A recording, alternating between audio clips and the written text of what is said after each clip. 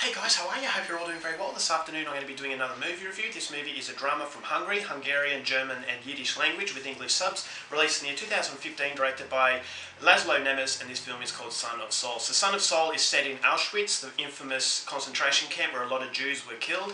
It's in 1944 and the main character is Saul. Now Saul is part of this team of Jewish Hungarians that are tasked with odd jobs within this camp. Basically they've got to clean up after the dead bodies and they've got to keep the place in order.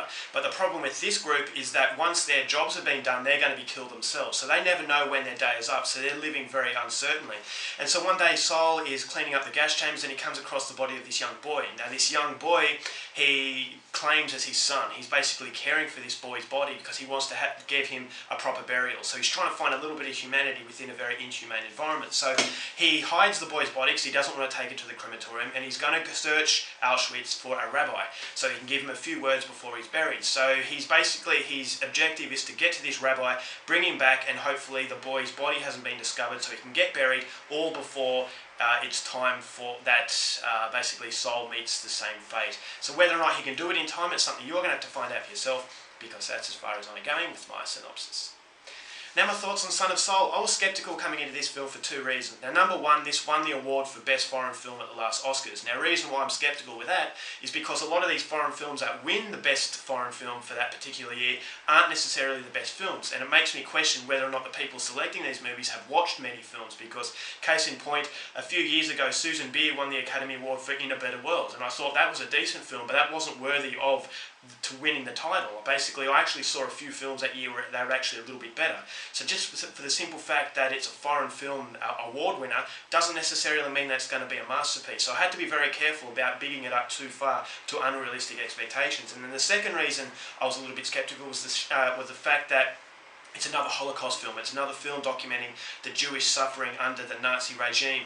You got Schindler's List, The Pianist. They're all very powerful films, but after a while it starts to rehash the same sort of material, and it's basically just telling you how harsh these environments were. And once you see Schindler's List, The Pianist, and a few other films of that nature, you do get the point, and you feel that, okay, they're not really separating themselves. So I was worried that Son of Saul would fall into that category, but I can safely say that in my first skepticism of the Oscar and the overhype, I actually believe Son of Saul lived up to the hype, and I think that it deserved its Oscar. I'm not going to say it's a masterpiece because it does have a problem, but overall I thought that it did live up to the expectation, and I was very impressed by what I got. And then on the second element of skepticism, I actually thought this was a unique sort of Holocaust film, because it's not tackling the Holocaust and the Jewish suffering on a broad sense. It's basically taking it from the perspective of an everyday Jew who was working within this environment and who was trying to find humanity in a very inhumane world.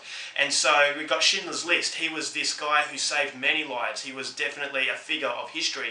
And you've got other films that document the heroics during this awful time. But this movie is just basically a fly on the wall. You're just taking yourself into the shoes of an everyday person. This guy wasn't a hero. He didn't change the course of history. He was just one guy stuck in the suffering of what was the horrific Auschwitz. And I think that's what really hits you on a much more realistic level, and it hits you on much more of an impact and an emotional level, because you're connecting with just one person. It's not taking a broad sense. So I think that Laszlo Nemes, he did take on a very tired subgenre of a Holocaust film, but he actually made it a little bit different, and I thought for that I appreciated it, because it felt like he had a very strong plan and he executed his plans fairly well. Now the best part of this film by far was the way that the camera was used. Now this movie reminded me of films such as Gaspar Noé, where he's got very extravagant sort of very creative camera work that sets himself apart from other films. This movie is not shot in a stereotypical way. This is a movie that's shot in basically from Saul's perspective. You actually feel like you're looking over his shoulder and you can't see what's behind you. You can't really see what's around Saul,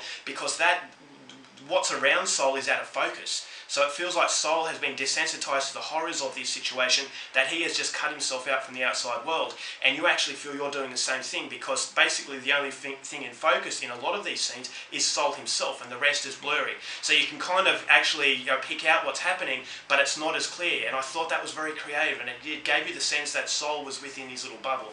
And then you've got some scenes such as the young boy, he was in focus. And so you felt that the only things that mattered to Saul were the things that were in focus, and the things that were fuzzy faces places in the background were everyday occurrences. And so you can see bodies piled up in a gas chamber, and it was horrific. But you got the sense that Saul had seen this over and over and over, and after a while you will desensitise to these horrible situations, and it just gave it a certain sense of tragedy. I thought this movie actually felt like a horror film. And I'm not going to say, there's no graphic violence in the movie, which I thought was very good. It's all about the seeping sort of environment that's translating through the screen and make you feel very, very bad. And all the inhumanities going along, it's actually quite scary. So it's an extremely harrowing film, which is something that you would expect from a Holocaust movie. And it's definitely not an entertaining film because it's just documenting a few days. It's not following a formula of a story. It's not a stereotypical sort of movie where it's following a plot and it elevates itself to a thrilling conclusion. This is just a movie fly on the wall of just one guy who's going from one day to another trying to survive. And he's looking for this rabbi. You can sense that he really cares about this boy. So he gets a connection, and therefore there's a little bit of light within a very dark tunnel. And so the continuity was very good. And I thought that there was no music to dictate when you should be feeling this, when you should be feeling that. A lot of European films do this, which is why I like them so much, is that they don't need a cue as to when you should be feeling scared. And if they cue when you should be feeling scared, it becomes predictable. But in this movie, there is no tense sort of soundtrack that lets you anticipate something bad happening. So when something bad happens, such as someone gets shot in the background, you're surprised by it because it comes out of nowhere. So you're always thinking, okay, is Saul going to be caught? Is someone going to be shot? What's going to happen? Every time a Nazi would step into this, the same room as Saul, you didn't know what was going to happen. So there was a certain edginess to it that I really liked as well. So camera work was by far the best part of the film, and it just gave you an insight into a guy who was very selfless, who was doing things for other people, and so you can get a real connection to him. And you don't know how this movie is going to unfold because it doesn't have that predictable sort of generic moments that a lot of other films have. Now, I will say that it's not a masterpiece for the simple fact that I thought it was a little bit too simplistic for its own good. Now, it's just basically about Saul looking for a rabbi. He's meeting these people. You didn't know who he can trust. And I thought it would have been better with a little bit more of a storyline, a plot. And so after a while, you think to yourself, okay, this camera work's very creative. It's very, very harrowing. But at the end, it just didn't elevate itself to that masterpiece level because it just felt like it was a matter-of-fact documentation, a documentary of basically just following this guy, and you think to yourself, okay, it just needed a little bit more to it and it would have made it an absolute knockout. But having said that, it is still a movie that is very memorable, very European, so if you're a fan of European films, I would highly recommend you check out Son of Saul. I really liked it. I think it does live up to the expectation. Not a masterpiece, but certainly worthy of the award at for the foreign film at the Oscars. So overall, for Son of Saul, I'm going to give it 4 stars. Go out there and see it. It's very impressive.